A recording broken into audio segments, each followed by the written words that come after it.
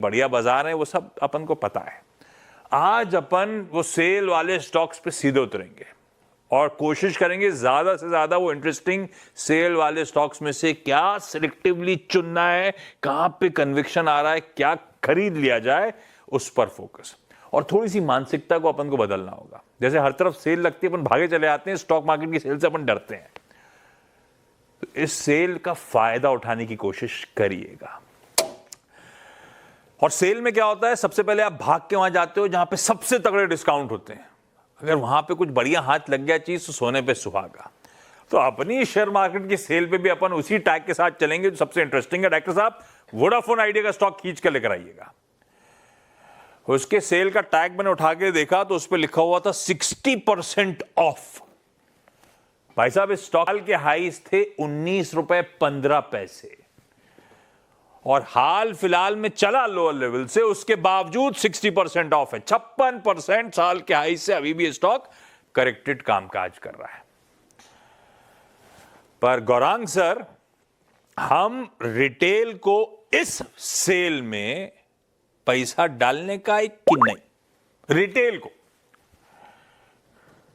बहुत बहुत धन्यवाद आशीष, इस मंच पर आमंत्रित करने के लिए। आवाज के दर्शकों को, आपको और राजेश भाई को हमारा सादर प्रणाम और शुभ दिन हमारे तरफ से।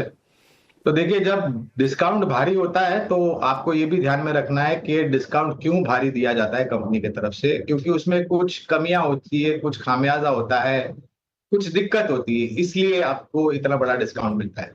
अब अनिवार्य है पहले तो डिस्क्लोजर देना कि वोडाफोन आइडिया पर हमारी खरीदारी की राय है, लेकिन इस खरीदारी की राय हम उन सब निवेशकों को दे रहे हैं जिनके पास जोखिम झेलने की क्षमता बाकी मुकाबले में बहुत ही ऊपर की तरफ हो।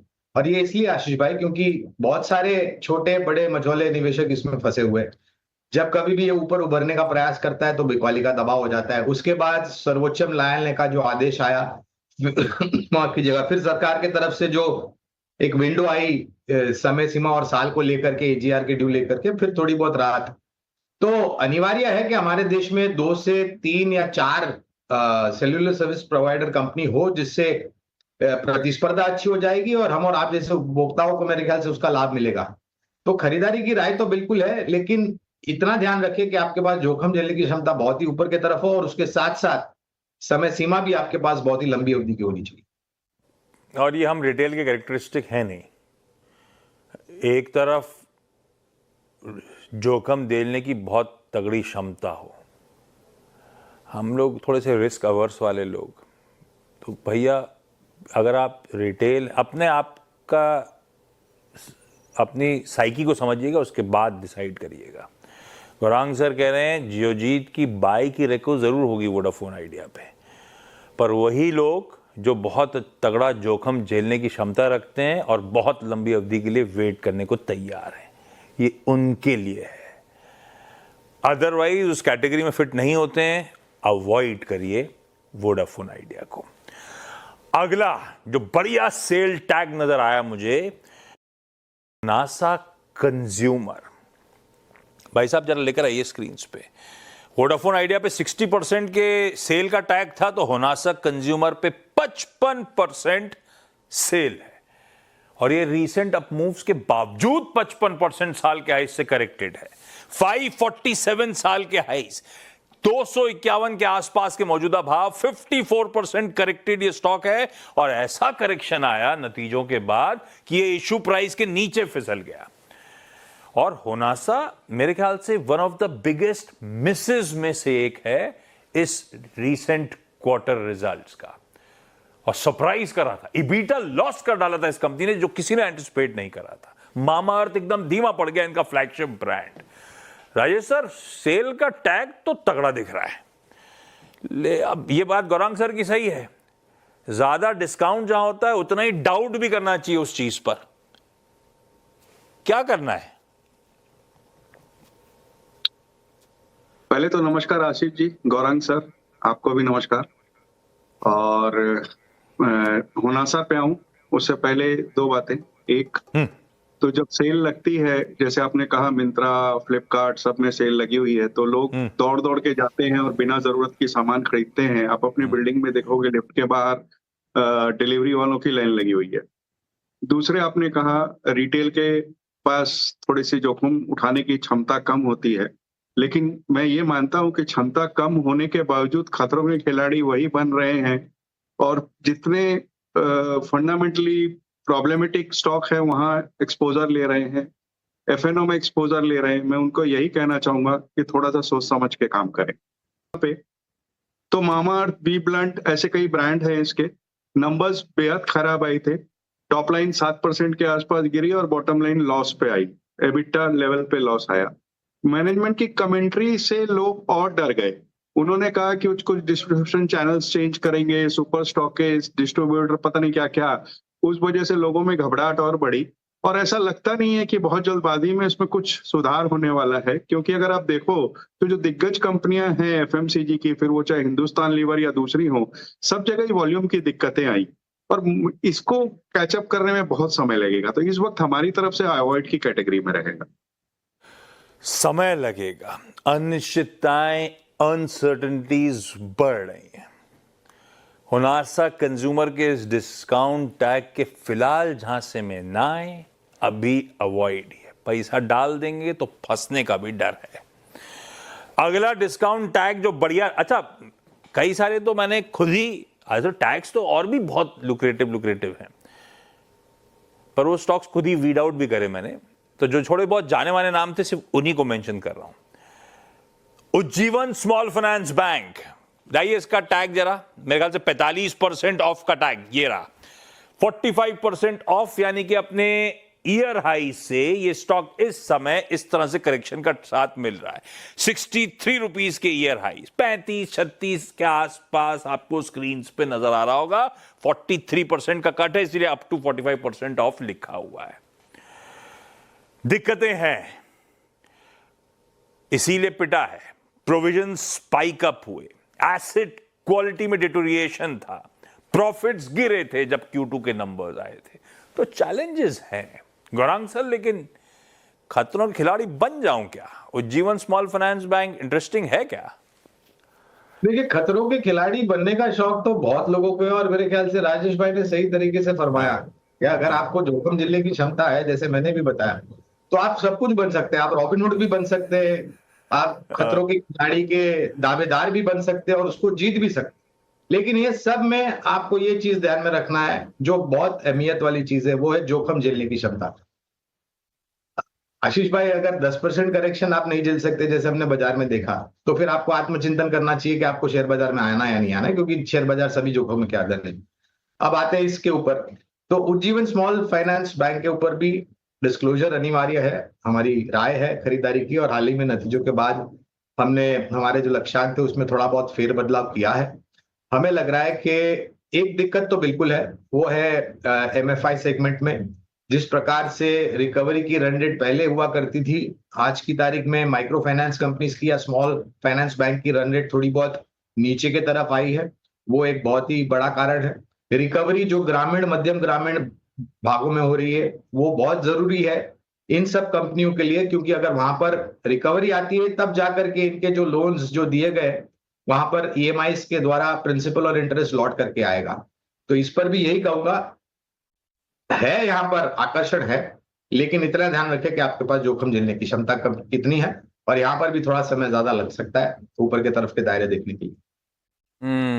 हाँ, ये बात सच है, थोड़ा बहुत रिस्क झेलना तो पड़ेगा, थोड़ा बहुत डाउनसाइड दिखेगा। जहां से लिया वहां से चलने लगे, ऐसा तो हो नहीं सकता। शेयर बाजार में दोनों तरफ के दायरे खुलते हैं।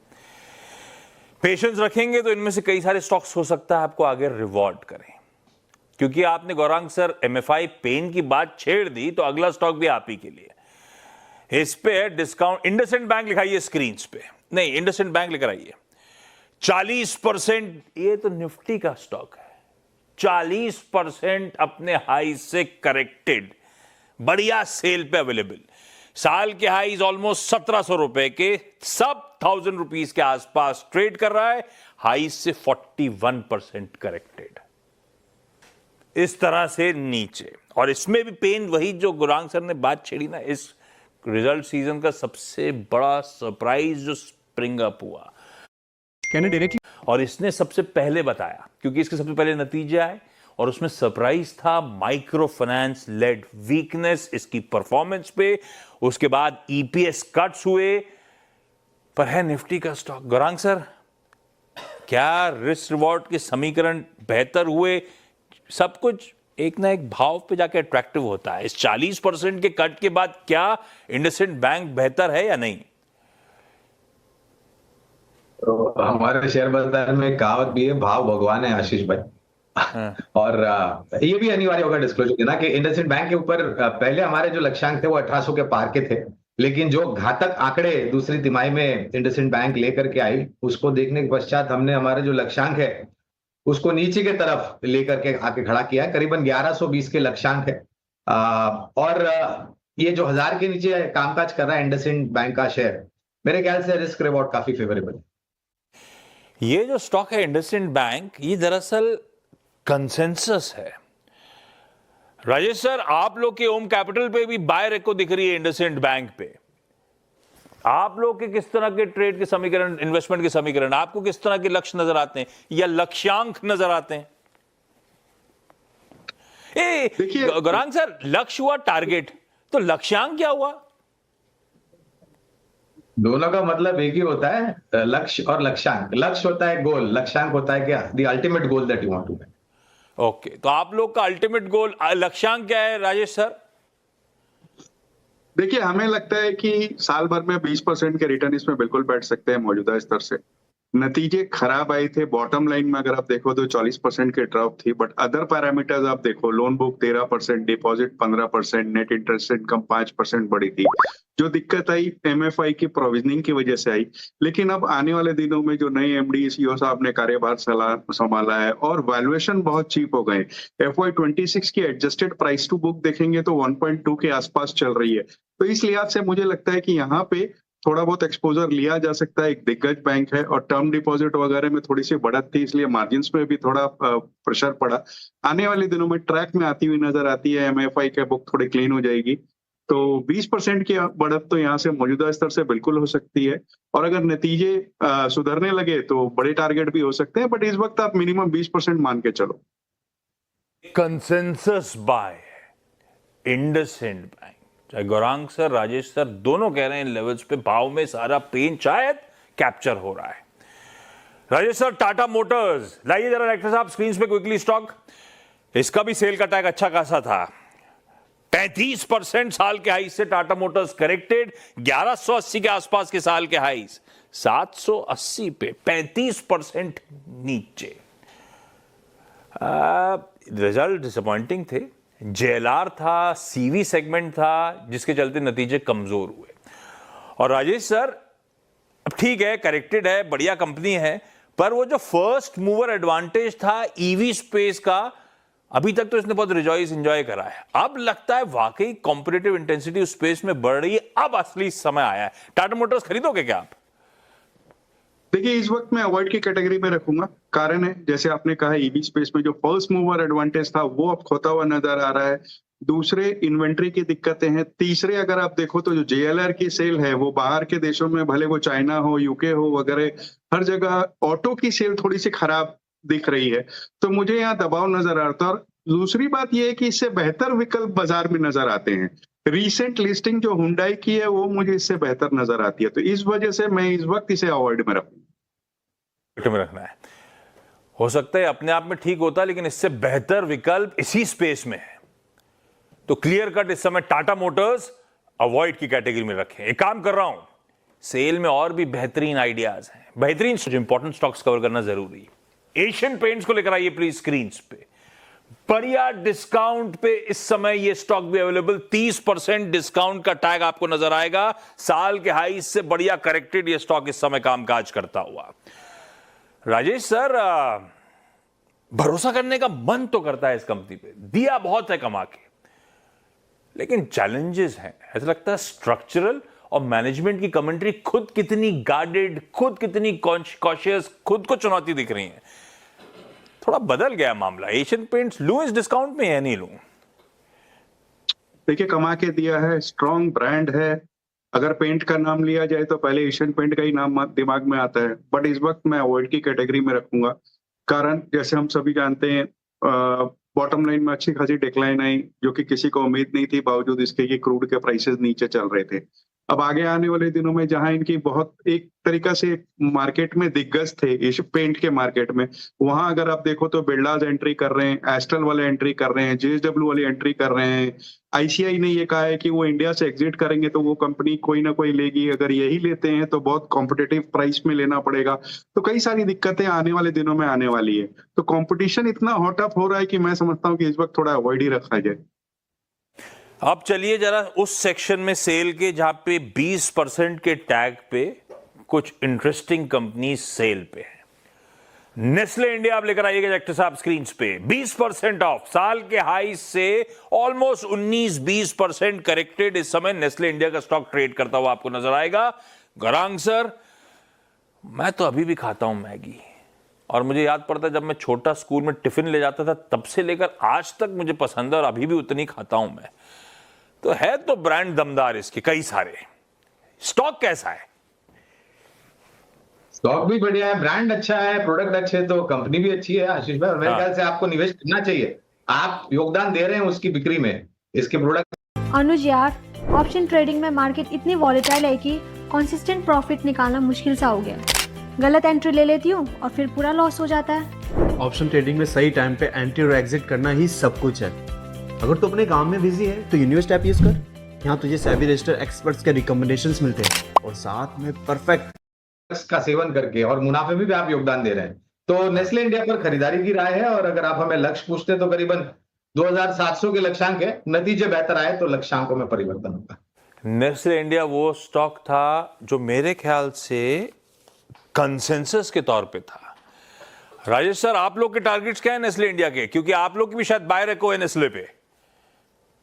जी बिल्कुल, हमारे 2700 के टारगेट हैं इस वक्त, और हमें लगता है कि जिस तरह की ब्रांड प्रोफाइल है और आपका योगदान है बॉटम लाइन में, तो बिल्कुल यहाँ पे थोड़ा ध्यान देना चाहिए। मेरी जेब से इनकी जेब में जा रहा है, तो फिर जिसकी जेब में जा रहा है उसको खरीद लीजिए, ज्यादा बेहतर आइडिया।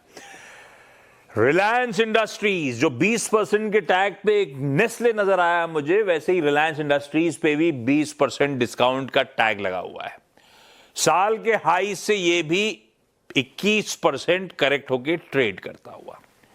राजेश सर, क्या करना है? रिलायंस इंडस्ट्रीज इस डिस्काउंट, इसने बहुत रुलाया है। वैसे ये वो स्टॉक है जो इस पूरे बाजार के करेक्शन में सबसे ज्यादा रुला ही रहा है। लू नहीं लू, ये बताओ आप।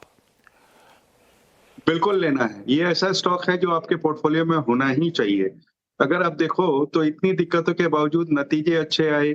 आरपीयूज में इंक्रीज आई, 167 की जगह 195, 18,900 कुछ स्टोर हैं इनके। स्टोर नेटवर्क और फुटबॉल में बढ़त हुई। ओटीसी प्रॉफिटेबिलिटी है जो थोड़ी इम्पैक्टेड थी डाउनस्ट्रीम के वजह से, लेकिन इतनी सिक्वेंशियल केपेक्स के बाद भी बैलेंस शीट स्ट्रांग है।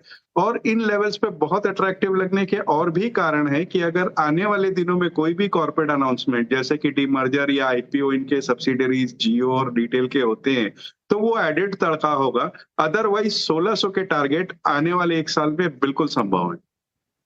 और ये भी एक